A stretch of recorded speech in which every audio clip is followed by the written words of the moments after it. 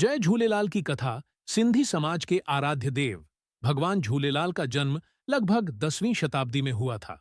उन्हें जल देवता वरुण का अवतार माना जाता है। उनकी कथा न्याय, धर्म और भक्ति का संदेश देती है।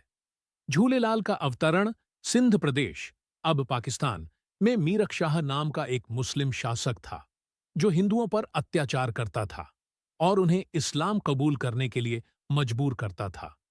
डर और संकट से घबराए हुए हिंदू लोगों ने सिंधु नदी के किनारे तपस्या कर भगवान वरुण से रक्षा की प्रार्थना की। 40 दिन की कठोर तपस्या के बाद एक आकाशवाणी हुई कि भगवान वरुण एक दिव्य बालक के रूप में प्रकट होंगे और लोगों की रक्षा करेंगे।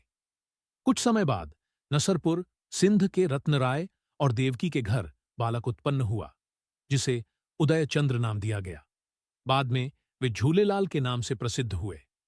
चमत्कारी बालक झूलेलाल बचपन से ही अद्भुत शक्तियों से युक्त थे। वे ज्ञान और आध्यात्मिकता से परिपूर्ण थे। जब वे बड़े हुए तो उन्होंने अपने चमत्कारों से मीरक शाह को चेतावनी दी कि वह धर्म और मानवता के रास्ते पर चले, अन्यथा उसका विनाश निश्चित है। मीरक शाह ने झूलेलाल को मारने की कई कोशिशें कीं, लेकिन हर बार असफल रहा। सिंधु नदी का चमत्कार मीरक शाह ने जबरन झूलेलाल को पकड़वाने का आदेश दिया, लेकिन तभी सिंधु नदी में बाढ़ आ गई, जिससे उसकी सेना बह गई।